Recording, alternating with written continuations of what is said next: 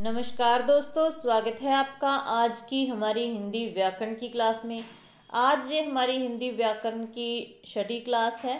इससे पहले हमने वर्णमाला को अच्छे तरीके से पढ़ लिया, शब्द विचार में शब्दों के प्रकार देखे हैं, फिर विकारी शब्द में हमने संज्ञा पढ़ ली, सर्वनाम पढ़ लिया। आज हम विशेषण पढ़ेंगे।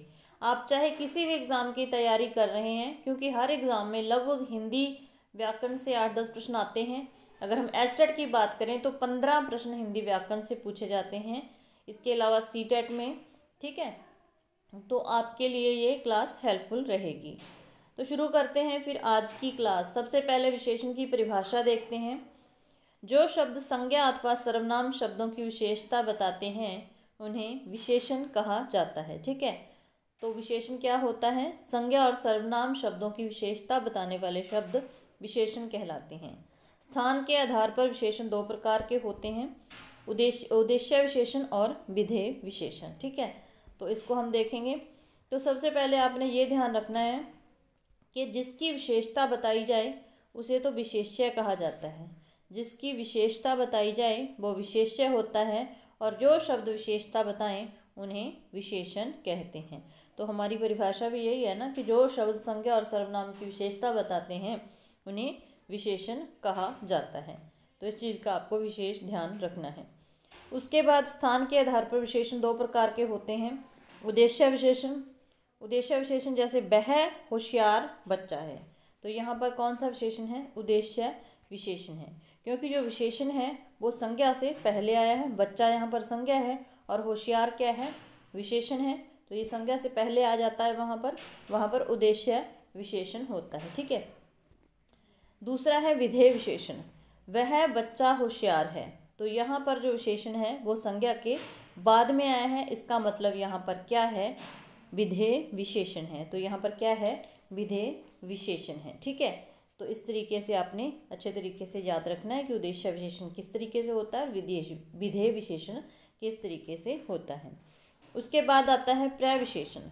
तो जो शब्द विशेषण की भी विशेषता बताते हैं उन्हें प्रविशेषण कहा जाता है। जैसे लड़की बहुत सुंदर है, तो लड़की सुंदर है, लड़की की विशेषता है कि वो सुंदर है। सुंदर क्या आ जाएगा? विशेषण आ जाएगा।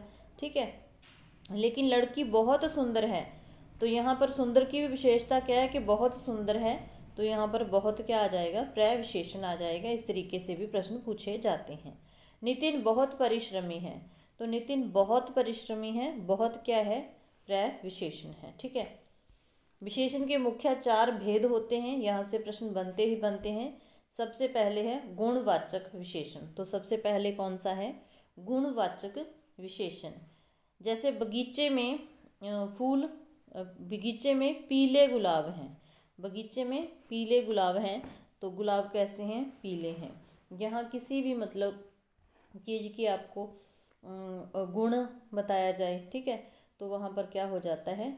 गुण दोष भी कह सकते हैं, वहाँ पर गुणवाचक विशेषण आ जाता है। किसान गरीब था, आम मीठा है, तो ये तीनों ही गुणवाचक विशेषण के उदाहरण हैं। इसके अलावा आप कह सकते हैं कि खाना गर्म है, बनारसी साड़ी प्रसिद्ध है। ठीक है, तो इस तरीके से जो मतलब उदाहरण होते हैं ये कौन से विशेषण में आते हैं? गुणवाचक विशेषण में। प्रश्न ज़्यादातर पूछा जाता है संख्यावाचक विशेषण से या परिमाणवाचक विशेषण से। कहाँ से पूछा जाता है? संख्यावाचक विशेषण से या परिमाणवाचक विशेषण से। उसके भी आगे दो इनके भेद होते हैं, निश्चित संख्यावाची और अनिश्चित संख्यावाची। ठीक है, तो उसको अच्छे तरीके से समझ लेना है, फिर आपका कभी भी प्रश्न गलत नहीं होगा। दूसरा ही हमारा भेद है संख्यावाचक विशेषण। तो संख्यावाचक के आगे उपभेद कह लीजिए निश्चित संख्यावाचक विशेषण या अनिश्चित संख्यावाची विशेषण।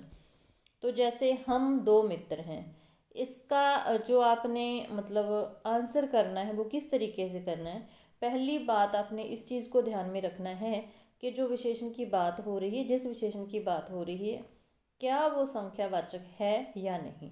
यहाँ से आपको ऑप्शन में संख्यावाचक भी मिलेगा, परिमाणवाचक भी मिलेगा, फिर निश्चित संख्यावाचक या निश्चित परिमाणवाचक, इस तरीके से। ठीक है, तो पहला आपका जो काम है वो संख्यावाचक और परिमाणवाचक में से तय करना है कि दोनों में से कौन सा विशेषण है।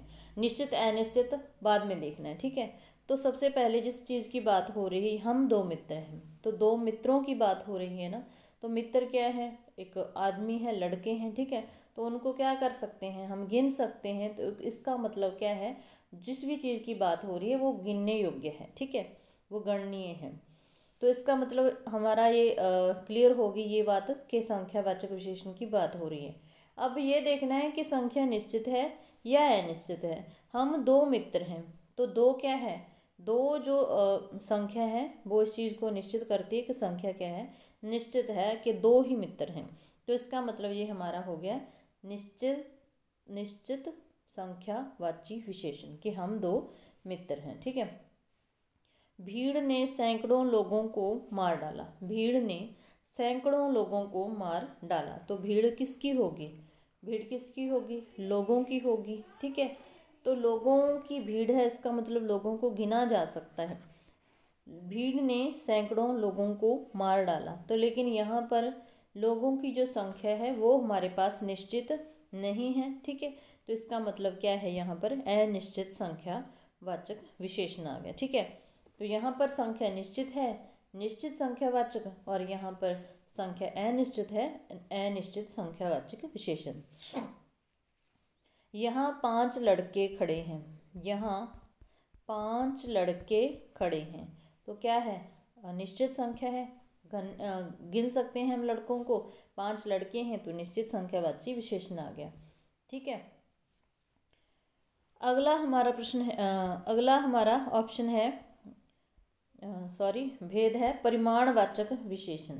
तो तीसरा जो भेद होता है परिमाणवाचक विशेषण, इसमें भी वही होता है निश्चित परिमाणवाचक और अनिश्चित परिमाणवाचक। पहले आपने यही तय करना है कि जो जिस चीज़ की बात हो रही है वो संख्यावाचक है या परिमाणवाचक है। परिमाणवाचक कैसे आप पता लगाओगे कि हम जिन चीज़ों का जो व्यवहार में हम उपयोग करते हैं, नाप तोल के करते हैं, तो वो परिमाणवाचक में आती हैं, जिनका गिन के करते हैं वो संख्यावाचक में आती हैं, ठीक है। इस कमीज में 1 मीटर कपड़ा लगा, इस कमीज में 1 मीटर कपड़ा लगा, तो मतलब क्या है कि बात किसकी हो रही है, कपड़े की। और कपड़ा हमेशा हम क्या करते हैं, आजकल थोड़ा बहुत तोल के मिलता है, तो वो भी परिमाणवाचक में आता है, लेकिन कपड़े को नाप के लिया जाता है। तो इसका मतलब ये परिमाणवाचक का उदाहरण है। इस कमीज में 1 मीटर कपड़ा लगेगा, निश्चित है कि 1 ही मीटर कपड़ा लगेगा, तो ये क्या हो जाएगा, निश्चित परिमाणवाचक विशेषण। मैं अपनी बहन के लिए 2 किलो मिठाई लेकर आया, तो मिठाई भी तोल के ली जाती है, कितनी लेके आया, 2 किलो, ठीक है। तो ये क्या हो गया, निश्चित परिमाणवाचक विशेषण, ये भी निश्चित का आ गया। अगला है राजेश ने थोड़े आम खरीदे, राजेश ने थोड़े आम खरीदे, आमों को हम गिन भी सकते हैं, ठीक है, इस बात पे मत जाएगा, लेकिन तोल के ज़्यादा इसका व्यवहार किया जाता है, हम तोल के खरीदते हैं ना।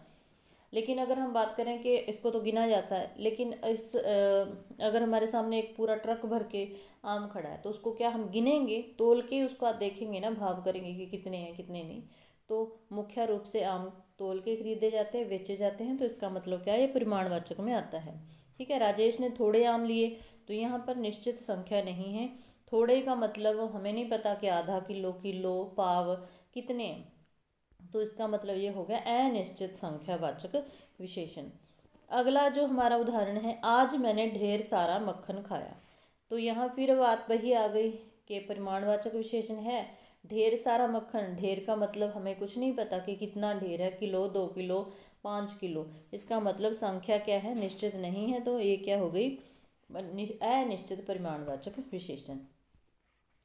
अगला जो हमारा भेद है वो है सार्वनामिक या अथवा इसको संकेतवाचक विशेषण भी आप कह सकते हैं, सार्वनामिक या संकेतवाचक विशेषण। जैसे वह लड़का बदमाश है, ठीक है, इस परीक्षार्थी ने नकल की, तो सार्वनामिक विशेषण में होता क्या है कि मतलब जो सर्वनाम होता है, ठीक है, जब कोई मतलब सर्वनाम शब्द संज्ञा से ही पहले लग जाता है और उसी की विशेषता बताता है। जैसे वह लड़का बदमाश है, तो लड़का क्या है, संज्ञा, तो वह शब्द भी सर्वनाम है जो किसके लिए प्रयोग हुआ है, लड़के के लिए, तो संज्ञा से पहले लड़के, उसी की विशेषता बताता है, वहाँ सार्वनामिक विशेषण होता है।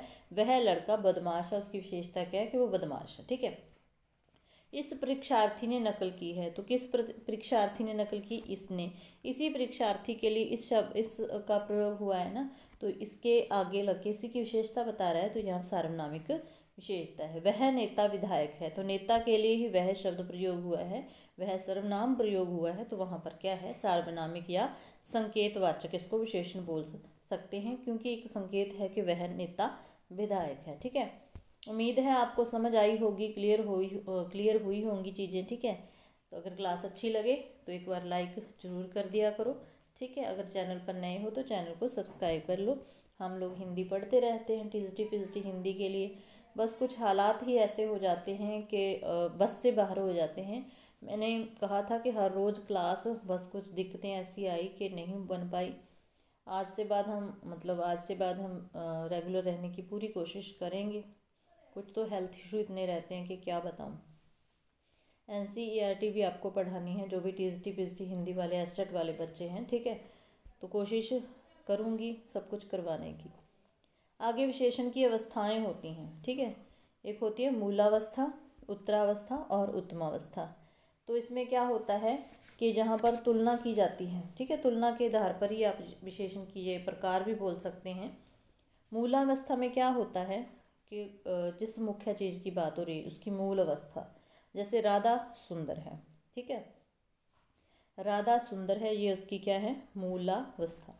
मूल अवस्था क्या है? कि राधा सुंदर है, राधा सुंदर है। ठीक है, लेकिन अगर कहें कि राधा सीता से सुंदर है तो उसकी क्या हो जाएगी? सीता से तुलना होगी तो उसकी क्या आ गई? उत्तरावस्था। ठीक है, उसकी क्या आ गई? ये उत्तरावस्था, राधा सीता से सुंदर है। अगर हम कहें कि राधा सबसे ही सुंदर है, राधा सबसे ही सुंदर है, तो उसकी मतलब ये सबसे श्रेष्ठ होगी ना, तो उसकी आ गई उत्तमावस्था। तो ये अवस्था से भी प्रश्न बन जाता है।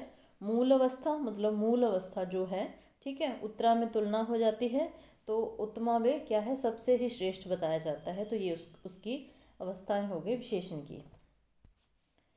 अब यहाँ पर भी देख लीजिए थोड़ा सा। मोहन बहुत होशियार है, मोहन सोहन से अधिक होशियार है, मोहन सबसे होशियार है, जो तीनों ही अवस्थाओं के उदाहरण हैं। नेक्स्ट है हमारा संख्यावाची जो विशेषण होता है उसके भी आगे प्रकार हैं। आपसे इस तरीके से भी प्रश्न बनता है कि निश्चित गणनावाचक संख्या, मतलब संख्यावाची विशेषण के आप भेद कह सकते हैं, उपभेद कह सकते हैं आपके।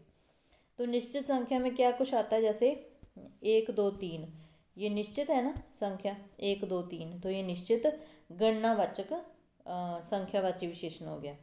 अपूर्ण संख्या जैसे आधा पौना हो गया, तो संख्या अपूर्ण है। क्रमवाचक जैसे क्रम से कोई चीज़, जैसे पहला दूसरा तीसरा, तो ये क्रमवाचक में आ गई। आवृत्तिवाचक किसी चीज़ का मतलब दोहराव आ जाता है, जहाँ पर दोगुना तिगुना, ठीक है, यहाँ पर आवृत्ति हो गई। उसके बाद समुच्चयवाचक, समुच्चयवाचक में क्या आता है? जैसे दर्जन गण, समुच्चय हो गया ये, दर्जन गण। फिर छठा जो भेद है वो है प्रत्येक बोधक, जैसे हरेक प्रत्येक, ठीक है, ऐसे ही पूछा जाता है कि ये कौन सा प्रकार है। समुदायवाचक में चारों दिशाएं, चारों दिशाओं का समुदाय कह सकते हैं ना, ठीक है, तो ये संख्यावाचक विशेषण के आगे उपभेद हो गए। तो मुझे नहीं लगता कि विशेषण से अगर प्रश्न आएगा तो इससे बाहर कुछ आ सकता है। ठीक है, अगर अच्छे से चीज़ें समझ ली तो बड़ी आसानी से आप अपना प्रश्न को सही कर पाएंगे। ठीक है, क्लास देखने के लिए धन्यवाद। क्लास अच्छी लगी तो लाइक कर देना। ठीक है, मिलते हैं फिर नेक्स्ट क्लास में।